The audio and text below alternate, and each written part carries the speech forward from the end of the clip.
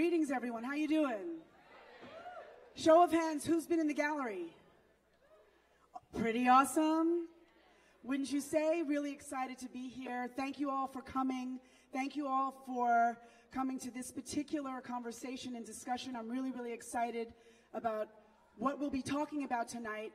First, I want to acknowledge the sacred ground we are on, the sacred spirits that guide us, our ancestors that have paved the way, always.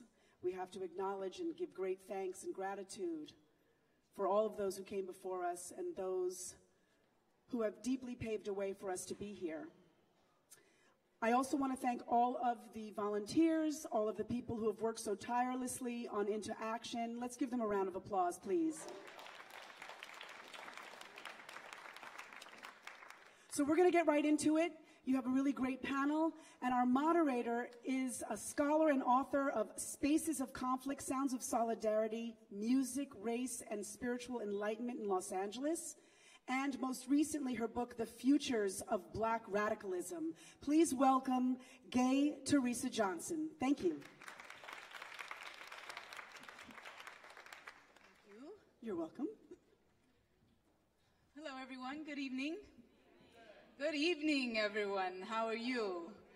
Good. So nice to see all your beautiful faces. Some people I recognize and some people I don't. So the people that I do recognize right off the top, let me just say thank you all so much for your incredible work in our community. And I'm so glad that we're all here together, and I want to welcome to the stage our incredible panelists. We'll be talking about job equity and recidivism and social justice and all of the things that we work so hard for every day that are already in our communities that we don't need to make up or invent because we have them. We just need to possess them and see what it is that we can do towards this just road to freedom. So first, can I bring up Father Greg Boyle, the founder of Homeboy Industries? Next, welcoming Shanique Williams, advocate and member of the Anti-Recidivism Coalition.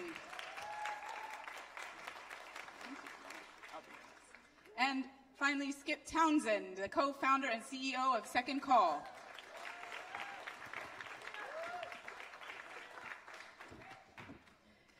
Thank you all so much for being here. We're really happy to be all here together, and we hope that this will be a conversation, not just a panel of people, because all of us are experts. So I'd like to ask first for the kind of an introduction that each of you might be able to do in your own words about who you are, what gives you fire, and what road brought you to where you are now. Well, should we start with you? Sure, I'll start. First of all, I always want to give honor and praise to God. I'm truly grateful to be alive and be here with you all. 1998, I'm facing 2 life sentences followed by 6 years. And I didn't want to spend a night at my grandmama's house, let alone do 2 life sentences at somewhere in the penitentiary. I'm thankful to God for allowing me the opportunity to be here with you guys. I became a tow truck driver, so I'm just up and down the freeway, but I knew that that was not my calling. So at one point, I decided that I really want to be like Father Greg Boyle. I want to get everybody a job. So I called Tiny Killer, Baby Shooter, and Lil One Punch, and they would show up high, show up late, show up drunk. They'd work 1 week and quit, so I knew it was something deeper than just helping them get a job. So I started doing dysfunctional family life skills, started also doing unresolved and vicarious trauma, which led me to doing a lot of healing because now I have to deal with domestic violence and some of those other things. So Second Call, we kind of morphed into what we are now, which is a reentry life skills group where we go directly into the prisons. We have 10 classes per week. We see roughly about 370 individuals. We've grown so much over the last 4 years, and we're helping people become healthy people. So we're not here to make them a better electrician or carpenter. We want them to be a healthier person so they could be a healthier husband or father or wife or daughter, whatever it is. So that's the work that I do. Thank you guys for having me. Thank you.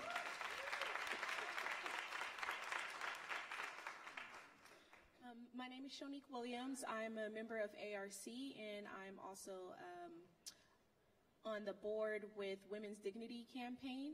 So some of you may have met with me on Sunday when I came out.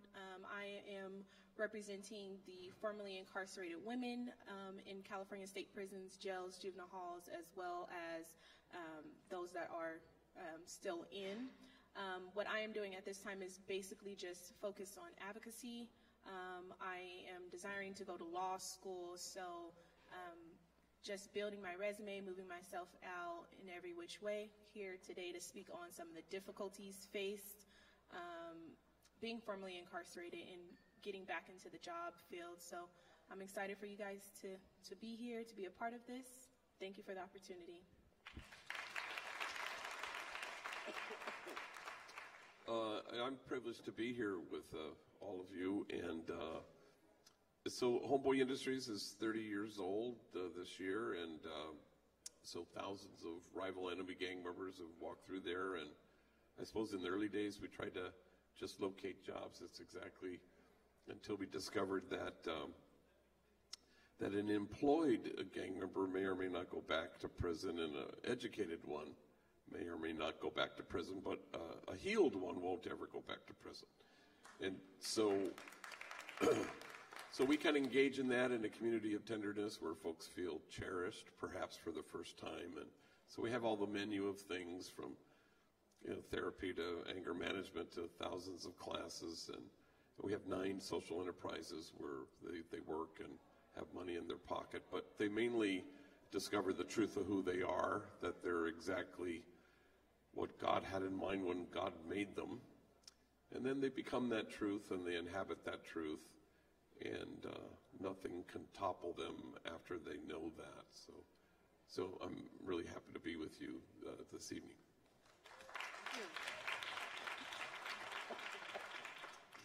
So we have, I'm going to start the questions here, and I have 3 in mind, and I'm going to just, anybody who would like to answer. This one's kind of 2 parts. What does it mean to do this work in this political moment? And what does it mean to do this work in Los Angeles? Okay, ladies first, thank you. Okay. So what it means to me to do this work, as I said before, my goal, my drive is to give a voice to formerly incarcerated women, women that are incarcerated, the whole population that is incarcerated. But my particular desire for women is because we often hear about the struggles of men formerly incarcerated, the injustices of men in the police department, particularly black men, but we don't hear about the struggles of women that are incarcerated, the struggles of black women facing injustice with the police, mothers and the difficulties. I personally don't have children, but a lot of my friends that I made in prison, they were mothers, they are mothers, and the difficulties they face being thousands of miles away from their kids, not having someone at home that's willing to bring their children, having their children put in foster care because they're incarcerated. So for me, this work means that I have to go hard every single day because I'm representing people that don't have the ability to represent themselves because of their incarceration. They may have friends, families, and loved ones that care about them, but they're not writing them. They're not reaching out to them the way that they probably desire. So I put myself in a position to do that because I made a promise when I walked out of there.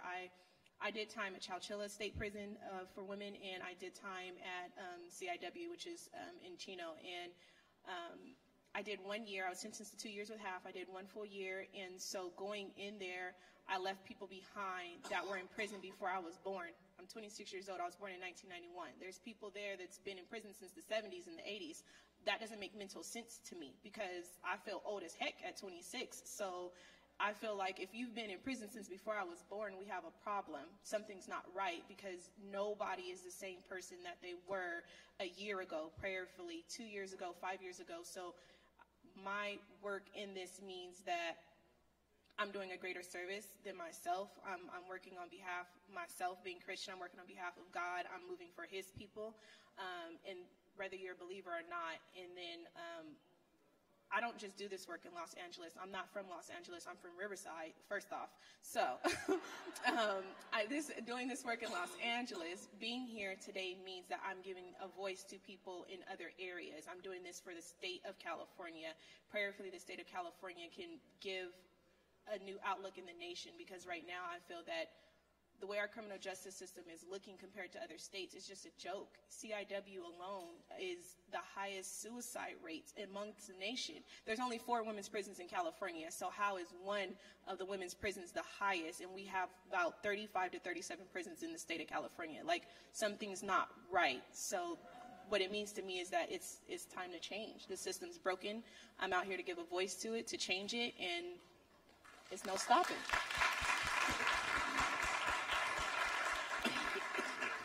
So for me, doing this work right now in this time in Los Angeles, to me is wonderful. It's the best. And I'm going to say why, because something that Shonique just said about the system. So I've seen over years where there's money been put into organizations that will change the mindset, the behavior of the young people they work with. One of my mentors, Tony Massengale, who passed away, he used to gather us up and change our mindset, but then it's sort of like taking a bath and putting on the same dirty clothes, because he put me right back in a house that didn't support the change. So even though I had this great mentor and this great thing we were doing, but I went home, I got an older brother, I got a younger brother, and we run the streets.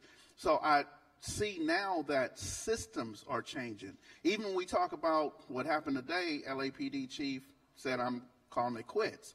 So what he is go ahead if you want to. Go ahead.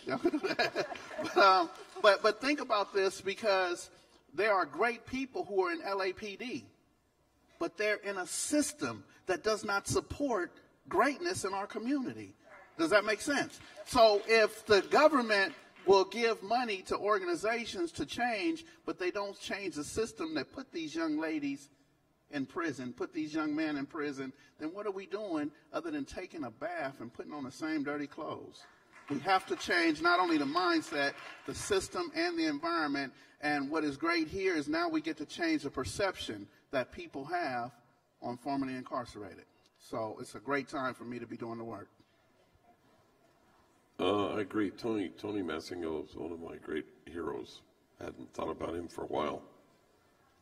Yeah, I think this is kind of a galvanizing moment. I know the homies and homegirls at Homeboy Industries are kind of energized. You know, they're all marching tomorrow, and I think times like these remind you of the things that matter, are the things that you care about. I think we're fortunate to be in LA, frankly. I mean, I can't imagine other places where there's probably more division than there is here.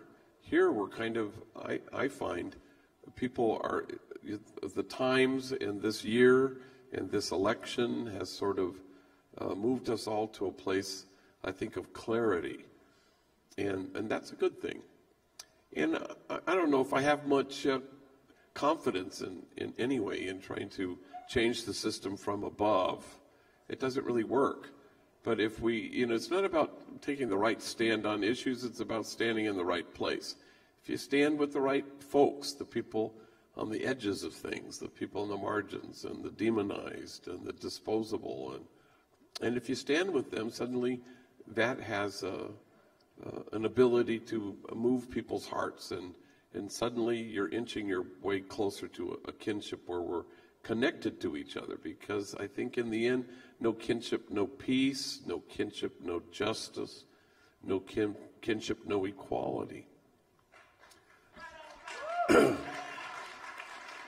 So my hope is that this will get people to vote above all, and then get people to live as though the truth were true, and find ways to put first things recognizably first.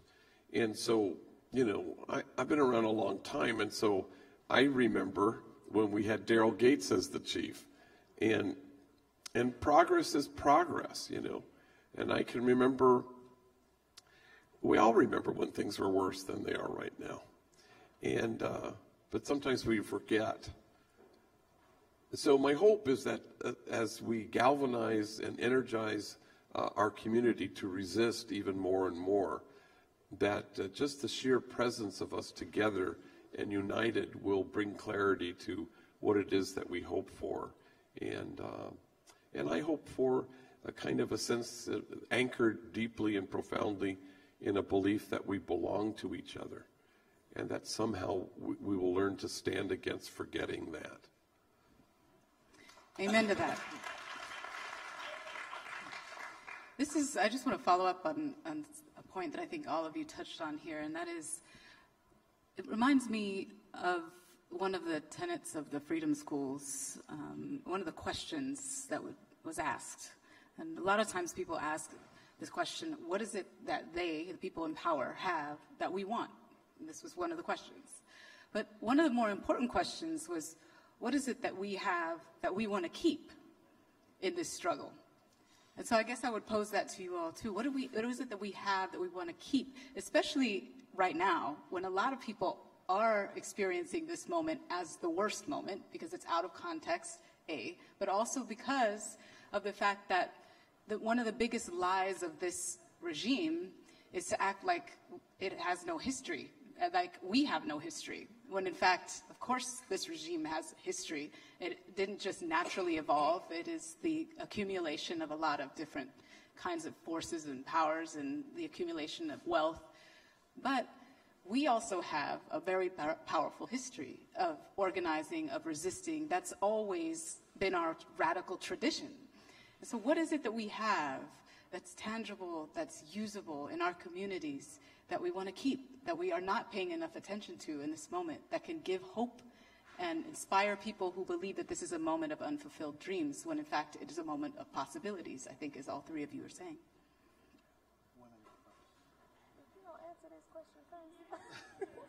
That's bullying right there. Y'all see that? For me, I would say the one thing that stands out when you ask that question is whatever it is we keep, I don't want it to be symbolism. I want it to have substance. So, when we talk about coming together, organizing, I would rather mobilize with 10 believers than to organize with 1,000 non-believers or 1,000 people who are just there for the moment. So the one thing that I would want to keep is the fact that we stand on something of substance and not something of just symbolism, was raising our fists or having a shirt or whatever it is, but something, whatever it is, that we can keep of substance. I'm going to second that, but my way of saying it is I want us to keep our fight.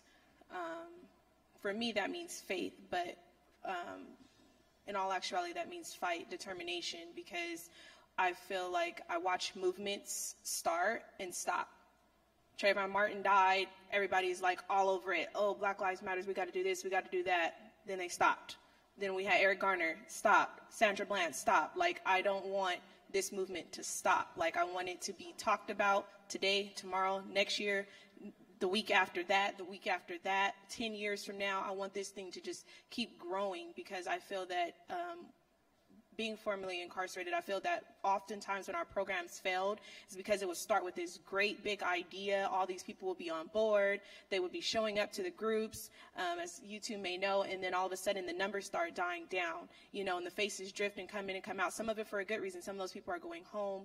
Some of them just got a part of another group. But at the end of the day, this is something that, whether we are incarcerated at home, whether it's affected us in our direct home or not, it's affected our community, it's affected our state. So I just want everybody to keep their fight and their determination, and by that being involved, come out to groups like this, come out to organizations, go participate in the marches, the Women's March tomorrow, look up the information regarding the Women's Dignity Campaign. Just keep fighting and just don't give up, because even if you can't find that hope for yourself, it's a bigger fight out there. Because on the days when I don't necessarily think I want to get up and come out here, I drove out here from Palm Springs today. That's 2 hours away, because there's women sitting in CIW, there's women sitting in Chowchilla that I told I was coming to do these events. So I have to do this for them, because they're not able to do it for themselves. So just keep your fight as a community, as one, because we are all brothers and sisters. We are all going through the same struggle, the same fight. What's that saying? Different boat, different time, something, I don't know. We just gonna all do this together.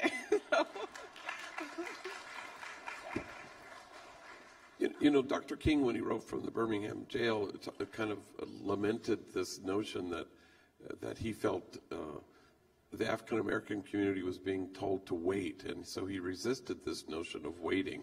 But that's the whole point of fighting and movement, is that it continues to move. You know, I remember in the early days, you know, we tried to find felony-friendly employers, people who would hire for gang members and folks right out of prison, and we really couldn't find any. And so then what do? Do you wait, you know, for employers to get the onda and to wake up and to see it? Or you create stuff. That's the thing. And so it was a decision not to wait. Why? Oh, well, so nobody's going to hire these guys. So then we created things. We created crews and maintenance crews and landscaping crews and a crew to build a child care center, all made up of rival enemy gang members. But it's like, why would you wait? So I think that's the thing we keep, is an unwillingness to wait for anything to happen. That's fine. If they don't get it, why would we wait for them to get it? You just proceed, and then pretty soon what happens when that's the point of a movement? Because if it keeps moving, people notice, and people say, wow, oh, I get this. Because it happened in Los Angeles, where no group of human beings were more demonized than the gang member. And when I look back in our first 10 years, which were death threats, bomb threats, hate mail, never from gang members, obviously, because we represented hope, but from people who had just so deeply and profoundly demonized this population. And now I can't find that. That doesn't happen anymore. And it's because we didn't wait for people to kind of convert. You just put one foot in front of the next, and you create things. If nobody's going to give you anything, well, then you take it in a sense, and you create stuff without them, until pretty soon people go, oh, this is actually smart. And whereas before they just felt you were being soft. And but I think that's an important thing, and it's in line with the spirit of Dr. King being insulted by the notion that folks were telling him to wait. That's one of my favorite lines from the letter from a Birmingham jail is, progress never rolls in on the wheels of inevitability, never to wait. Right? So thinking about what has been created through mobilizing then, can we talk a little bit about why jobs are so important, especially for those people here who might not be familiar with the direct connection between jobs, equity, and anti-recidivism? Can you each maybe talk a little bit about what things you have created and why this is so important? Father Greg hasn't gone first yet either. Okay, I'll go first just because I keep allowing to go last. So, yeah, you know, so obviously a job is there's the dignity of work, and folks need a reason to get up in the morning, and for gang members a reason not to gangbang the night before, and so it's a concrete way to have them imagine hope, especially in a community where hope is kind of foreign. But as I think we were saying earlier, there's a kind of an urgency for people to have some kind of essential foundational healing. A job is important, but it's kind of secondary to what ought to happen first, because people have the poor in this country and in this city carry more than people ever acknowledge. And how do we get the larger community to stand in awe at what folks have to carry rather than stand in judgment at how they carry it? And so and so, you know, a job is essential because people have to pay the bills and feed their kids. But kind of a sense of purpose is an essential human longing, and people find their dignity there, but they mainly find dignity in community. And so that's kind of the secret sauce, it seems to me, that community will trump the things that ail us. Community will trump gangs. Community, in a fullness of relationship, somehow offers people an ability to enter into this exquisite mutuality with another person. In our case at Homeboy, with their enemies, with people they used to shoot at. And so that's what you want to foster. You want to foster a place that has tenderness as kind of a methodology. And that provides a bridge, really, when we're only being offered barriers. And so employment is important, but nobody's going to hire felons until employers know that felons belong to them. I'm going to leave it there.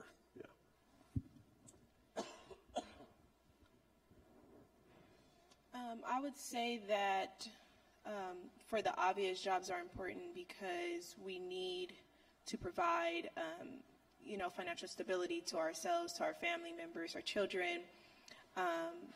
And jobs are important to the formerly incarcerated because my thought is the system's just broken. It just doesn't work. I don't know who created it. I don't know what was going on at that time. I clearly wasn't alive, but times have changed. Everything's evolving. Every year we get a new cell phone. Every company, iPhones, Galaxies, every year we upgrade our cell phones, but we have not upgraded our justice system. So how that makes sense, I don't know.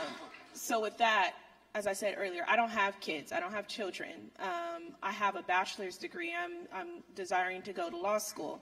So with that, I say that I just got out. I got out November 8th, 2017 from prison.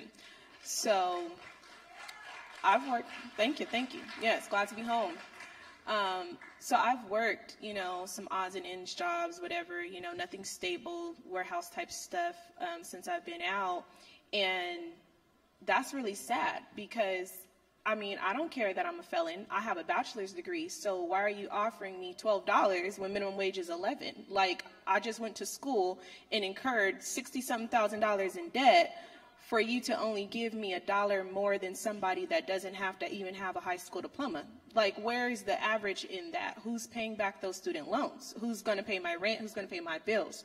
So because I have this felony next to my name, now I'm not worth what somebody without a felony has for their bachelor's degree. Where is the numbers in that? I don't feel that my past should dignify and represent my future because I committed a crime in my past. I was sent to prison to be rehabilitated for that crime. So if you're going to still treat me as if I did something wrong once I come home, what was the point of sending me to prison? You should let me commit my crime.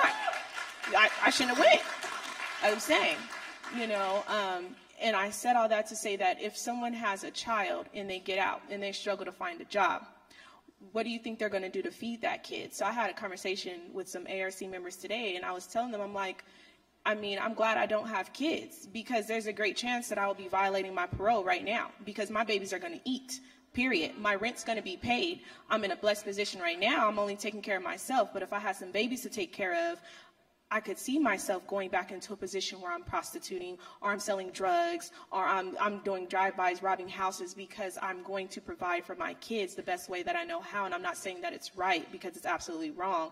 But if you're raised in a certain kind of environment, you're raised to get money a certain kind of way, you think that's the best that you can get, then you're sentenced to prison because of the crimes that you committed, and you're supposed to be rehabilitated in there. None of that rehabilitation actually takes place in prison. I just want you guys to know it's not there. It's non-existent unless you go to groups such as Second Call with Skip. But shout out. So, but what I'm saying is, so if you put somebody in prison and you give them these tools, then yeah, they'll come out. If that healing takes place, they'll come out and they'll, do what they have to do. They'll look for a job and all of those things. But for when we have a problem, if they don't get that healing while they're in prison, which many of them don't because they don't have that fight and that determination on their own, they don't know any better sometimes. So if they don't gain that fight, there's a great chance. There's like a 98% chance when they get out, they're getting violated, they're going right back.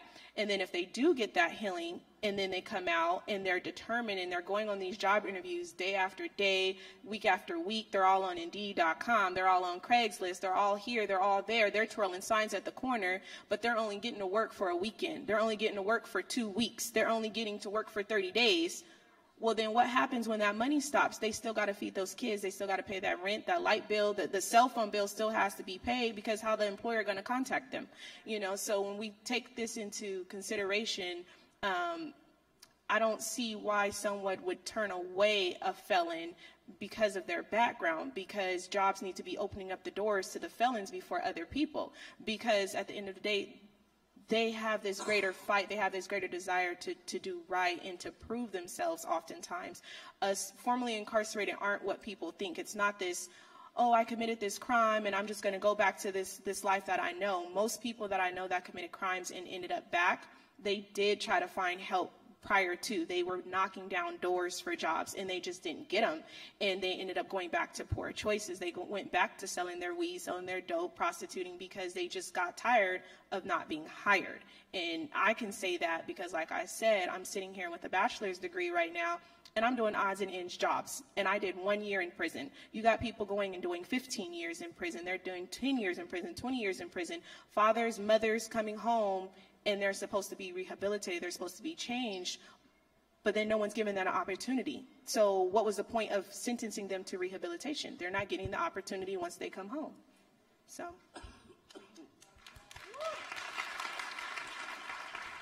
I'm now glad I went last, because I'm so in tune with what both of the panelists said. For me, I want to come from a position of power and not a weakness. I, too, am formerly incarcerated, and I work, the work that we do at Second Call, we want to empower people. So first of all, when we start talking about a job, and listen to the acronym, JOB, Journey of the Broke. This is a journey of the broke, to have a job, for me to wake up every day and go to work for somebody and live out their dream. I'm going to live out somebody else's dream. So this dream that, say, Ford, I heard somebody talk about Ford earlier, going out to the Ford company, where there was a man who created a car and knew how to mass produce them. The other man, Patterson, actually built the first car, but now this Ford family gets to live off this legacy. So when I die and I leave the legacy, I'm not leaving my children any financial legacy when I have a 401k and annuity plan. There's no legacy there that my children can live off of, like some of y'all have a president, not all of you, but some of you have a president who's living off of his legacy. Is that correct? The Trump legacy. So when you got Father Greg Boyle, who are teaching people to be entrepreneurs, that to me is how we start thinking. The mindset has to change, because the system is not going to change. Even though I found a loophole, project labor agreements. So in the city of Los Angeles, there's such thing as a project labor agreement. When you see all these billion-dollar corporations that are building the soccer field, that are building the train that went down Exposition, that are now Walshay is coming down Crenshaw Boulevard, these are billion-dollar corporations, and they will hire ex-felons. Carpenters, electricians, iron workers, and I was so happy. I'm getting Tiny Killer, Baby Shooter, Little Man. Everybody's working. They're making $15, $18, $20 an hour. They're buying homes. They're taking care of their families, and that's great. That is wonderful, and I'm glad that they are. But in the event that they die, they have not left anything to their children. I would rather take someone and teach them how to fish. I would rather teach them, where is the fishing pond? How do we work the fishing pole? What are the best fish to keep? And I think that's what happens when we teach entrepreneurship, because now the legacy of the markets that are in our community are ours. When we go into the swap meet, the Slauson Super Mall, is there anything in there that belongs to us other than the dollars that we're spending? So for me, a job is a journey of the broken. I know I, too, have a job, and I have to keep a job in order to maintain, and it's so important to helping individuals who have come home. But I think that the conversation has to start turning into, how do we empower individuals in our community? Right now in Los Angeles, it's gentrification. And my neighborhood, I used to be scared to walk down the street. I wouldn't cross the street because I didn't know what they was going to do to me. Now I cross the street, there's a lady with a dog. And we're safe all of a sudden, you know, and I'm happy to be safe. I want to walk with the lady with the dog, but I'm saying that There is nothing there that is ours. My grandmother bought her house in the north of USC in the West Adams area for $30,000. And the house is now worth $800,000. If I wanted it, I cannot afford to pay $800,000 for that home. So for me, there once again is a system. We have great people, intelligent people coming home from prison, and we help them get a job, whether it's at $12 an hour or at $20 an hour. They will have to move out of the area to live. The same area that they're helping to build, the same area down Crenshaw, down Exposition, the same area that they're helping to build now at the Ram Stadium, $2.6 billion. Y'all get that? But the rent went up in Inglewood. I lived there. I had to move. The rent went up. There's no rent control. So for me, I think that we have to come from a position of power and not weakness. And the only way to do this is stick together, continue having the conversations, and supporting each other.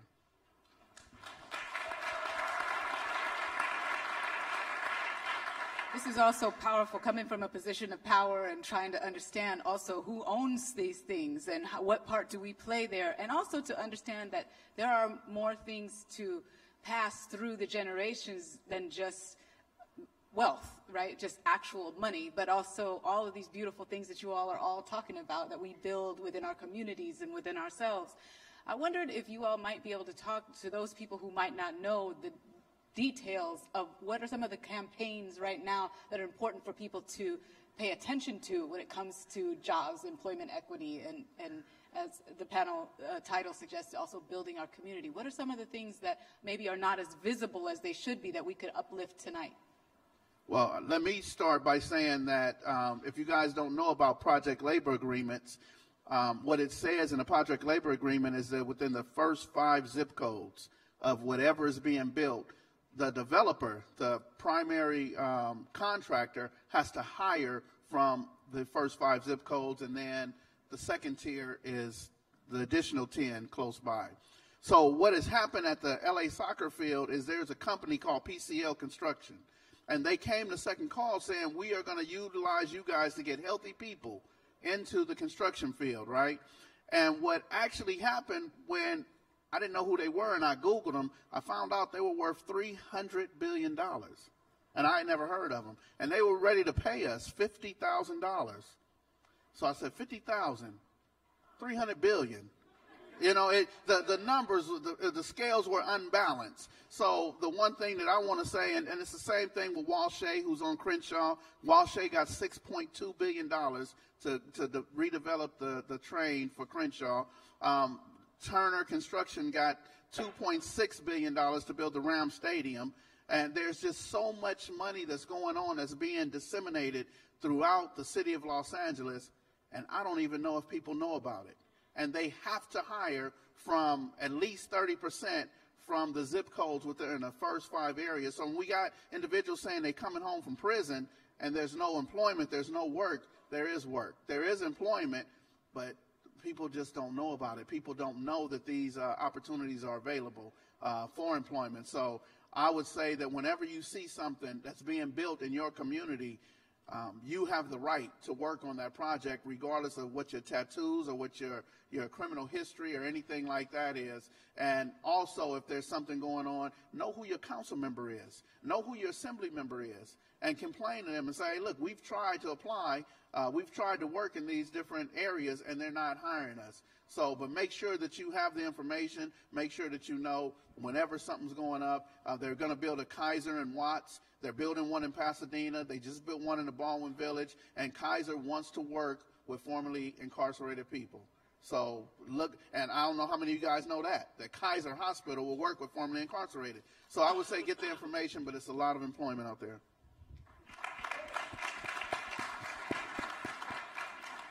I also think a thing that's coming down the pike, of course, is a look at bail reform, and that's certainly something that keeps the poor from working because they can't afford to pay the bail.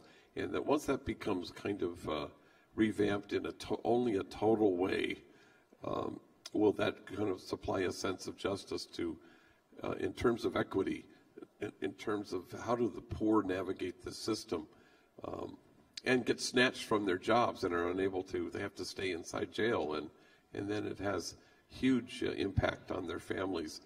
since their livelihood gets taken away because they're unable to bail themselves out. I'm hopeful that that's a kind of at a tipping point where people look at it and say, yeah, we need to support the overhaul of this system, which certainly is more of a burden to the poor than I think we previously had recognized. For me, I agree with a lot of what Skip said. I have some variances, however.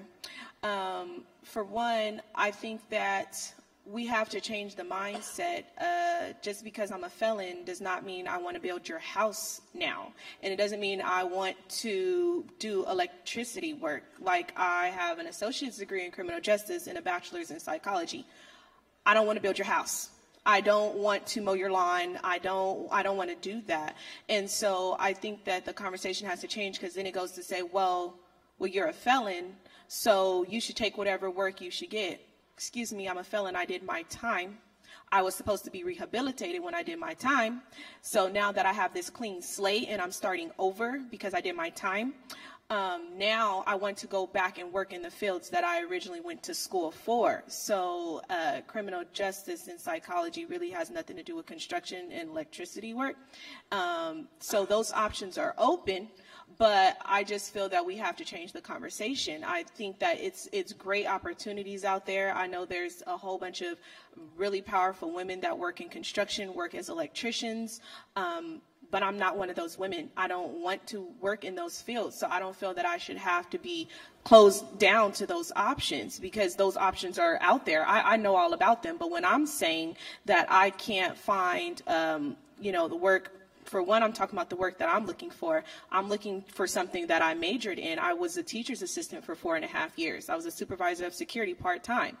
I can't go back into my fields because I don't pass background checks. And so it's like, I understand, okay, well, someone might be a little resistant to have someone that's a felon work in the school district. Well, ask me why I'm a felon. I'm a felon because I left an abusive relationship. I was being beat on for 5.5 years. I was wrongfully convicted. I'm fighting my appeal. So if you want to talk to me about why I'm a felon, we can have the conversation, but I'm not going to be labeled a felon forever. So why is my background hindering me from my fields? Part of the reason that I agreed to this panel is because I think we have to shed the light on a whole lot. When you get incarcerated, it stops a lot of licenses. It changes the time frames in which you can do things. There's so many women that would sit in the prisons like, man, I wanted to be a nurse, but now I can't be a nurse when I get out because of all these different, this or that, or, oh, I want to be a school teacher. Why? Why can't that person be a school teacher anymore? Why can't that person be a nurse anymore? Why can't they be a doctor? Why can't they be a lawyer? I'm sorry, they can do it, but after X amount of years.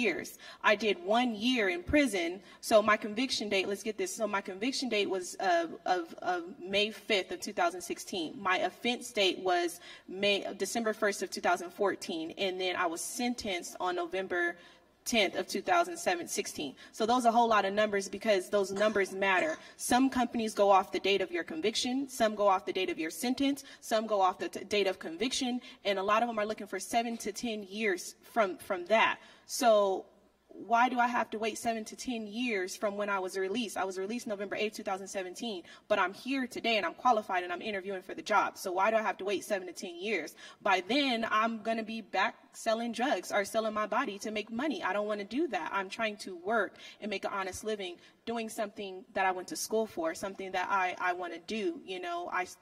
That's what I want to do. So I think that the conversations have to change from settling, because why are we making formerly incarcerated people settle? I just don't think we have to do that. I don't feel that that should be the way it is. So I don't know if the council members help us with that, because if so, then I need to write council members, because that's what's happening. We worked on this ban the box. A whole bunch of people signed a whole bunch of things, and so now, hey to the ban the box. But then now employers are going and they're going around ban the box. You look on Indeed.com, you look on Craigslist. Now they're telling you there's no box now asking you if you're a felon, but they're asking, clean records only. If you have any convictions, misdemeanors, or felony, please don't apply.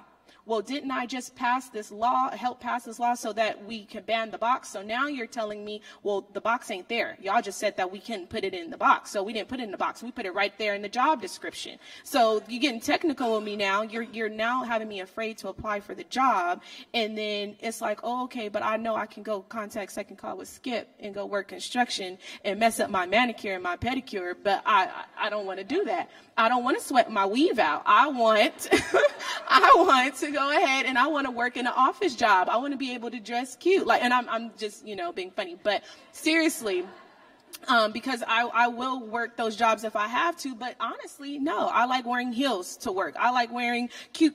You see how cute I'm dressed? I like dressing like this. I don't want to work in construction. That's not what I'm for. That's not what I do. I like to talk. They don't really talk much in construction about stuff that I want to talk about. So, I like answering phones and filing papers and working with kids. Yeah, there's, unless I'm your receptionist, I don't want to do that. I'm sorry. Oh, okay, because Second Call with Skip don't got me. So, no, but, so I just. Actually located in the YJC building. That's our home office, yeah. Excuse me. No, but on another side, I really do like everything that LA County is doing because I'm actually from Riverside County. As I said earlier, I live out by Palm Springs and Desert Hot Springs, if any guys know where that's at. We don't have a lot of the job opportunities that are opening down here in LA County, so I'm really proud of that. I don't know when y'all $15 an hour is going to start, but it really needs to because I can't afford to live down here. I don't know how y'all live down here, but I can't afford to live down here. I'm a felon now, a two-time felon, so I can't come down here paying $1,100, $1,300 for rent because I can't even get a job for $12 an hour unless I'm working construction and breaking my nails and sweating out my hair. So I just think we have to just change the conversation. So that's just really what I'm hoping for is that we just allow people the opportunity to go back towards what we talked about, empowering. Because if you're working a job that you really don't want to work, I can sit here all day and tell Skip, yep, come on, I'm about to go do this construction and I'm telling you I'm going to quit sooner than soon. I'm going to quit because I don't want to be out there. I don't want to be out there sweating. I don't want to be out there with my hair messed up, wearing French braids every day. I don't want to do that. So I can do it, but if I'm not doing my career, I'm not doing what I love, I'm going to quit. So I think that we have to open that door for people that are incarcerated, formerly incarcerated, felons, misdemeanors, or whatever, to be able to be the school teacher, be the nurse, be the doctor, be the lawyer that they want to be. That's right. That's right. Thank you for that. Oh, incredible answers. And we also, a lot of times we talk about some of these topics and we can talk about them in powerfully in general ways. But I'm wondering about when we shift the conversation around jobs and social justice and what it means to be part of an entire narrative, an inspiring narrative around abolition. What happens when we talk about women and jobs, not just employment equity, but how does the conversation shift, not just in terms of the problems that we face, but also the possibilities when we come from thinking about how Black and brown women in particular enter the workforce as formerly incarcerated people? How does this change, again, not just the landscape of the conversation around problems, but also around possibilities? I mean, I see Susan Burton in the audience, right. And I think about. Thank you so much for your work, and I think about how part of the power of this kind of conversation is about this potent reduction, not just about the general conversation, but what happens when you start to generate dialogue about the power that is embedded in Black and brown women's traditions to come back into a place that they are not supposed to be welcome, but also that even denies their humanity. What are the possibilities in that? Right. I don't think it denies their humanity, but I want to go back to what Father Greg Boyle does, because as he talked about using Martin Luther King Jr. as that stepping stone, we don't have to wait. There's Homegirls Cafe. So what are they doing there? I don't believe they're working a job at Homegirls Cafe. I believe what they're doing at Homegirls Cafe is learning how to be an entrepreneur, learning how to open and run their own cafe. So that to me is what has to happen is, no, I don't want you on your phone in construction. You're going to get fired and it's going to be a bad look on me, right? So, right. But so what I'm saying is that I would like for women and men to do whatever it is that they want to do. So I believe that no matter if they're men or women, we have to empower them. And the empowerment comes with supporting, for example, whatever the individual wants to do, I believe we have to empower them and make it available to them. And one of the reasons why I believe that right now women are, as I said earlier, the flavor of the month. And let me tell you why. Because there were 3 women who were in the Air Force who came to second call. And when the construction companies found out that we had 3 black women who were had honorable discharge, had did 2 terms in the Air Force, they were saying, we don't want them to be electricians. We don't want them to be car. So the pipe fitters, the steam fitters, the different unions was coming saying we need them. And the reason why they need them is because think of a project labor agreement. They need minorities. So an African-American woman who is a veteran, who is, that's it right there. A woman, a veteran, and black. Those, they're looking for them. So that's why I said there are so many different careers, and the careers are open for women right now. In all the fields that I know, that women are looked at as being a commodity, and there'll be a lot of opportunities. So, no, don't let her talk. This Father Greg. I'm talking now. So, they be scared to give me the mic. Of course.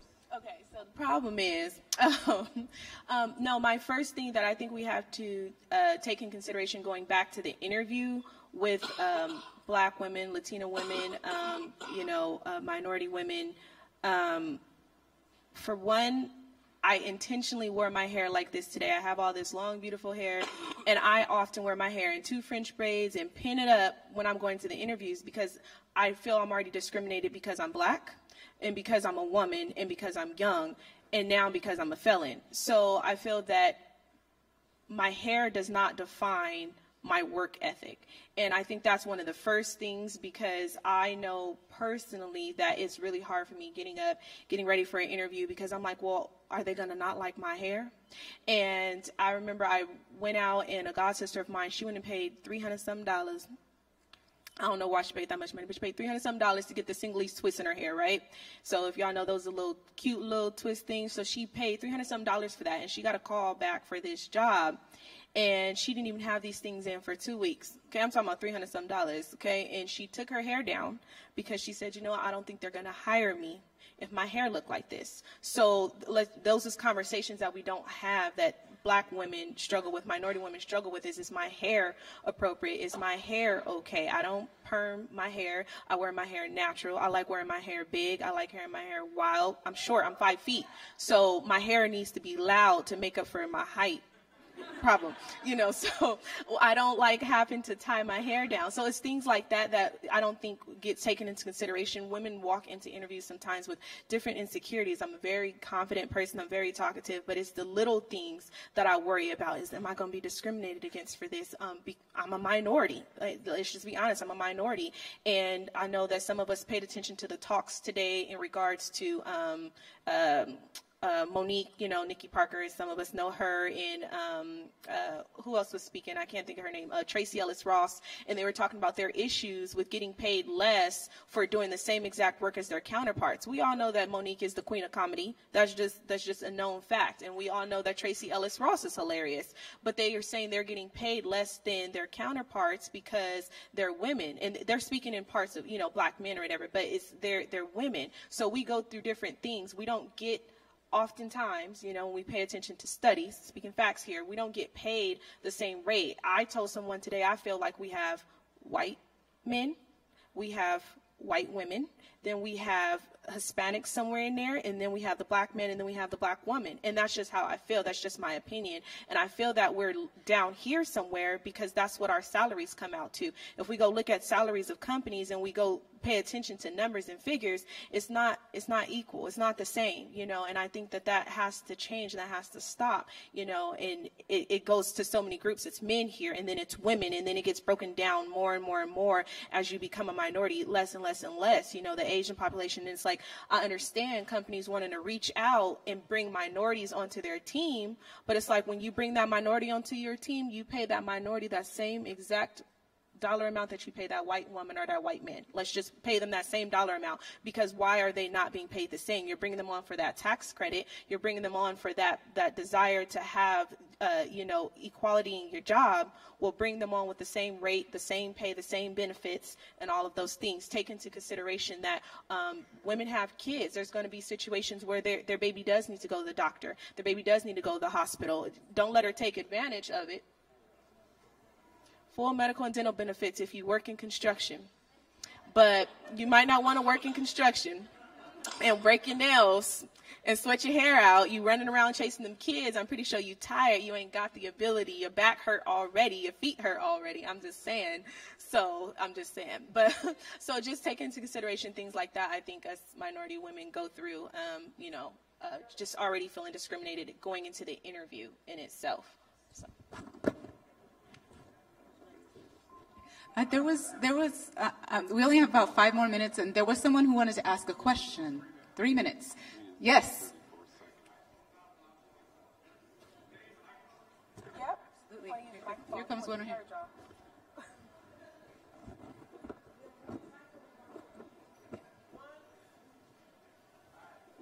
So, do I have to introduce myself, my name, or whatever? Or can I just answer the question? So it's regarding what you said about opportunities happening in our communities. I definitely understand there is a lot of opportunities happening, but I disagree that that's what we should focus on. I think what we need to focus on is really getting our people to focus on our financing, like figure out what to spend our money on, really kind of put like effort into organizing like what we put our money on and with our families, our just in general. Like, sorry if I'm like. Well, the question is like, why do you assume that opportunities just like in just construction? Why don't you ever ask your workers about teaching them how to get their finances better? Because I think that's where people in our communities really lacking is really understanding our finances.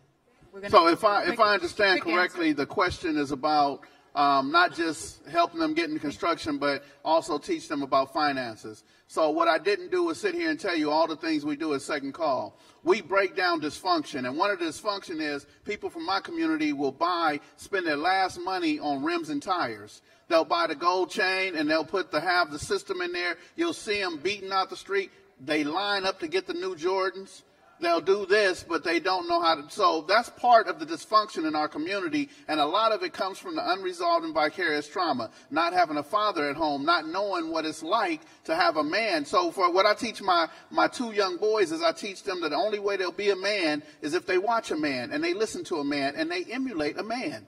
And I'm the man they should watch. So these are the things that we do at Second Call to make sure we have healthy people. So there's a number of things we do, but I couldn't go through it all night. But we take those ex-felons, and I even start in the prison. So I'm in Centinela, I'm at CIW, and hopefully I'll be in Lancaster soon. So I'm in the prison working with them before they come home. And then when they do come home, working with them again to talk about all the stuff that needs to be in that transition, because what will happen is they come home after 10, 12, 17 years, and they're coming back to the street, and one of the hardest things to do is to get them to understand that they don't know what they don't know, because they don't know it. All right. Thank you for that. Any last words? They'd have to be real quick, but... If any of you know any formerly incarcerated people that are looking for a support, please have them contact ARC, Anti-Recidivism Coalition, and that's up north end down here. Also, please get involved with the Women's Dignity Campaign. That is in partnership with Cut 50. Father Greg? you know, we have a restaurant at the airport, Terminal 4, American Airlines, and none of the homies can work there because not one person from our organization can work there because they can't pass the TSA thing. So I don't know. That's just one of those things, you know, where you say, well, that's kind of crazy. That everybody's a whole lot more than the worst things they've ever done or their record, or when does somebody stop paying for the thing they did, you know? Right. We believe in freedom, unqualified liberation, and abolition, and nothing less. Many thanks to our panelists. Very, very, very appreciative of you all. Thank you all, too, for your incredible presence here. And thank you, please, to Gay Teresa Johnson, Father Greg Boyle, Janique Williams, and Skip Townsend. Thank you.